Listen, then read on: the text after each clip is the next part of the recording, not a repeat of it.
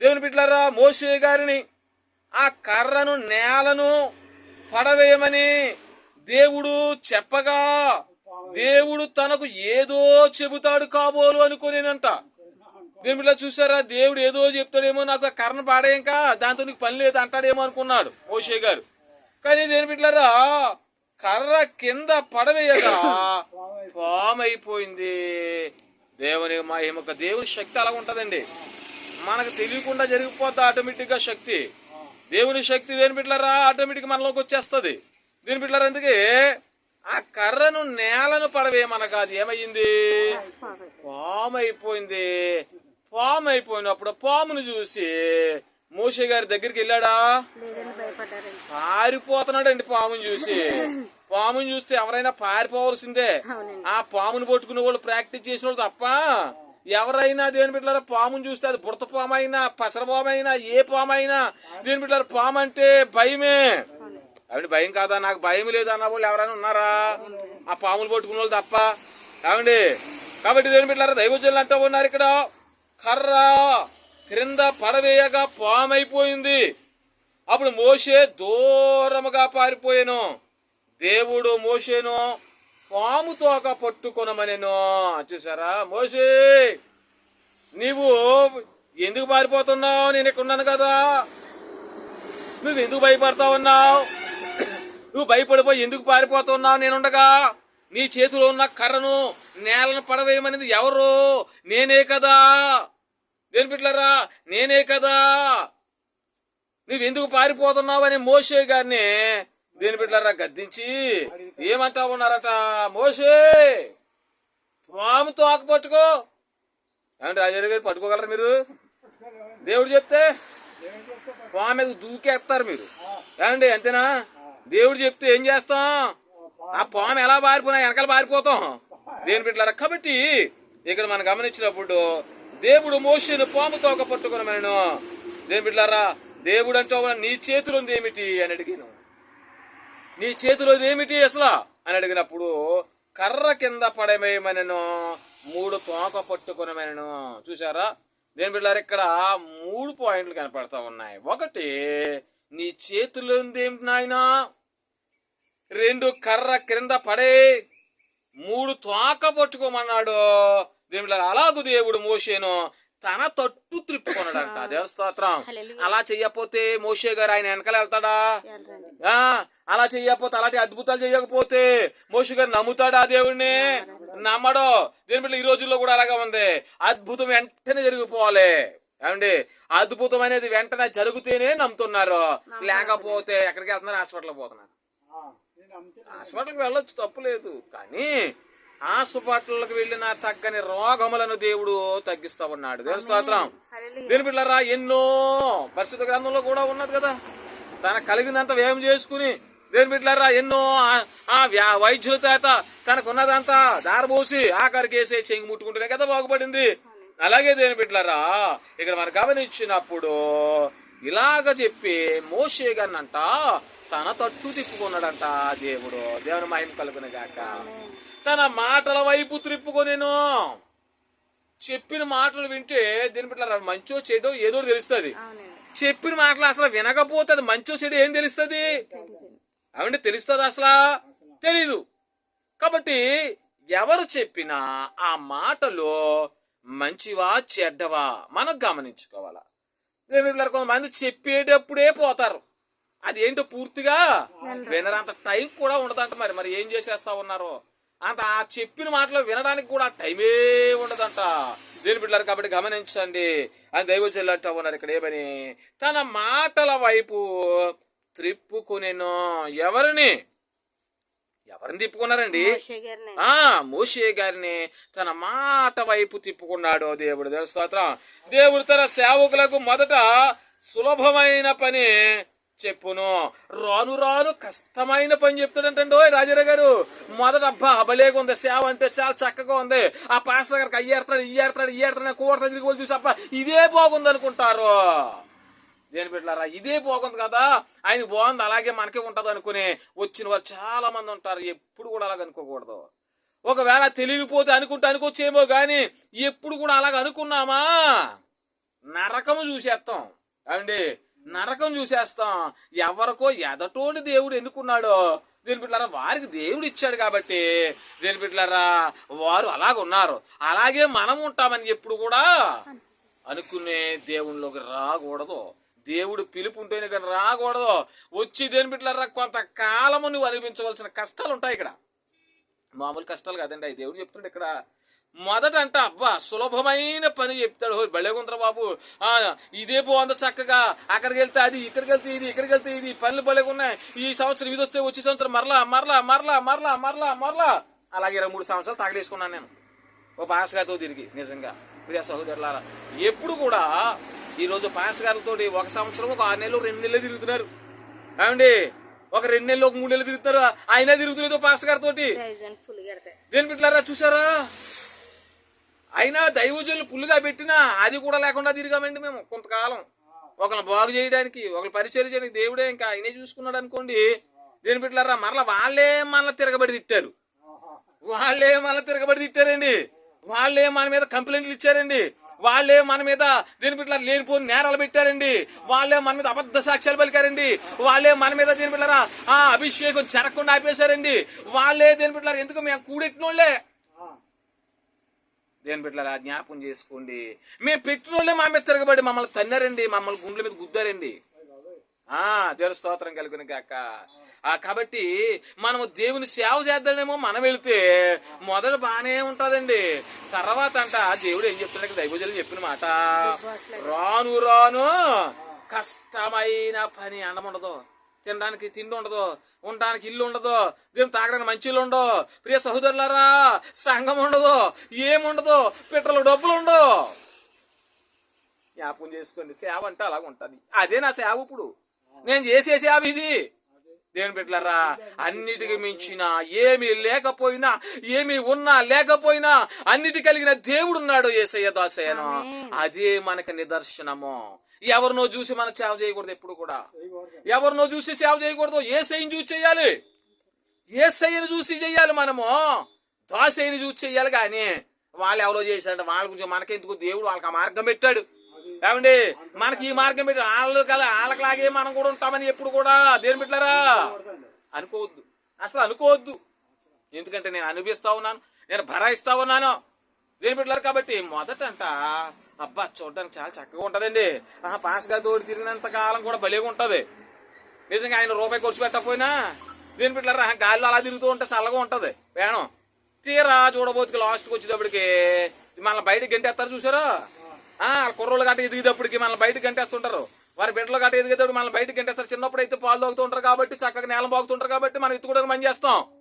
ఏమండి, వాళ్ళు పెద్ద అయ్యాక దేని బిడ్డలారా మరి వాళ్ళ వాక్యాలు చెప్పడానికి మనం అడ్డు వచ్చేస్తామేమని అని చెప్పేసి ఏం చేస్తారట, గంటేస్తారు దేని బిడ్డలారా.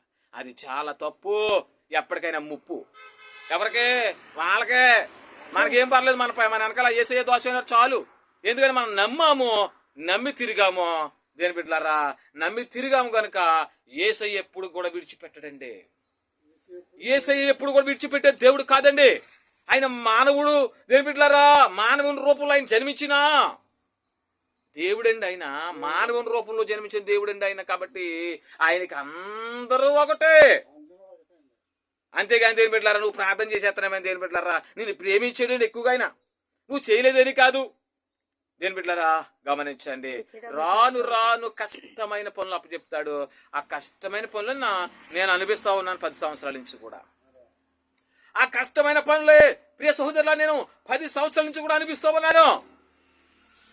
ఉంటే ఆయన సేవ చేస్తాం, పోతే ఆయన పాదాల దగ్గరికి పోతాం. రెండే రెండు. ఏమండి, ఈ లోకంలో ఎంత తిన్నా నీ శరీరం బలుతా తప్ప ఆ శరీరంతో నువ్వు పైకి వెళ్ళిపోలేవు కదా.